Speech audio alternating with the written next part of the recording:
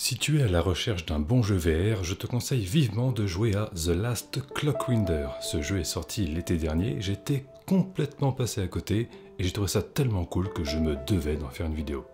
Il coûte environ 20 balles, tu peux aussi le télécharger également si t'en as envie, je m'en fous, et il t'apportera entre 6 et 7 heures de fun, voire même plus si jamais tu te fixes certains objectifs. Et il pèse à peine un peu plus d'un gigaoctet, donc si t'as une connexion de merde, c'est un bon argument. Alors je vais pas tourner autour du pot, rapidement, tu vois Factorio ou Satisfactory, ça n'a pas grand chose à voir. Dans The Last Clockwinder, tu fais face à différents puzzles sous forme de salles. Chaque salle a son propre objectif, et ton but premier ça va être de collecter des ressources.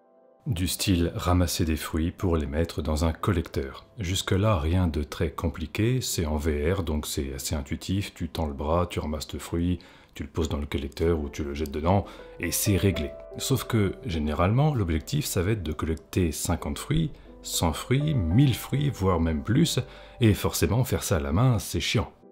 Pour automatiser le travail, et c'est là où The Last Clockwinder devient vraiment cool, tu peux appuyer sur un bouton de ta manette pour enregistrer tous tes mouvements pendant quelques secondes, ce qui générera un robot qui fera exactement ce que tu étais en train de faire. Tu peux donc ramasser 100 fruits à la main, comme un esclave, ou alors t'enregistrer en train de ramasser un seul et regarder ton robot répéter ton action en boucle. Et évidemment, tu peux créer plusieurs robots, donc tu peux enchaîner les actions. The Last Clockwinder, c'est donc un jeu de gestion / optimisation / automatisation qui repose uniquement sur ton inventivité ou sur ta dextérité. Par exemple ici, j'aurais très bien pu créer plusieurs robots pour faire passer le fruit d'une main à une autre jusqu'au collecteur, mais la solution que j'ai préférée, c'était directement de faire un tir à 3 points depuis le bout de la salle.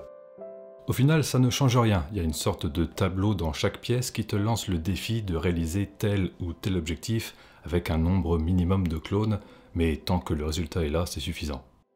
Et je trouve ça plutôt cool parce que même le mec le plus maladroit, ou le mec le moins futé du monde, pourra quand même finir le jeu.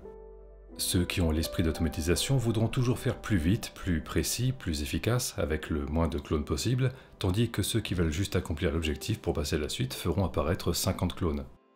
Pour ce qui est de l'histoire, je vais pas te la spoiler, le scénario n'est pas dingue, mais tout l'univers est bien amené et justifié. Il y a une vraie narration derrière chaque puzzle, et pour ce qui est du contenu du jeu, même chose, je vais rien te montrer du tout parce que tout le plaisir de ce jeu réside dans le fait de découvrir les choses par soi-même et d'expérimenter avec.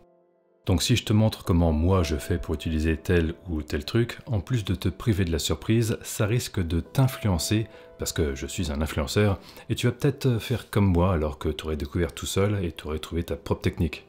Je te dirais juste qu'il y a environ 6 ou 7 éléments différents avec lesquels jouer, c'est pas tout le temps ces fruits rouges, et que chacun des fruits réagit à la physique à sa manière. Donc on n'est pas noyé sous un merdier d'outils, de ressources et de concepts, c'est très simple, mais vraiment fun, et ça vaut le coup. Graphiquement, c'est plutôt joli, le style graphique est simpliste, mais ça pique pas les yeux. Je sais que quand on regarde un jeu VR en vidéo, ça rend pas pareil, mais fais-moi confiance, c'est pas photoréaliste, mais le style est agréable. Les textures auraient juste pu être un peu plus détaillées à certains endroits, mais à part ça, c'est correct. Si je dois faire un vrai reproche au jeu, c'est pour sa durée de vie. Je te l'ai dit, environ 6 ou 7 heures en voulant optimiser au mieux, et malheureusement, il n'y a pas de mode sandbox, donc une fois que tu as fini, t'as plus trop moyen de t'amuser, si ce n'est en refaisant certaines salles pour tenter de faire différemment. Je trouve que le jeu n'est ni trop long ni trop court, il est très bien comme il est, mais il manque juste un mode qui te donnera envie de le relancer après l'avoir fini. En tout cas, c'est une très bonne expérience et j'aimerais vraiment voir une suite à ce jeu. Pour moi, c'est une super introduction à un concept qui ne demande qu'à être étendu. Donc, si un jour tu vois arriver The Last Clockwinder 2 sur Steam, bon, il n'a pas été annoncé, mais sait-on jamais, saute dessus. En attendant, pour ceux qui ont un casque VR, je vous invite à le tester, je suis sûr que vous trouverez ça cool. Et pour ceux qui n'ont pas de casque VR, je vous rappelle qu'aujourd'hui ça ne coûte plus si cher que ça, et qu'en plus ce jeu ne demande pas un PC à 1000 balles, donc au lieu de cramer ton fric en allant 15 fois en McDo cette année, économise plutôt 150 € et trouve-toi un Oculus d'occasion. Allez, je te fais des bisous sur la bite.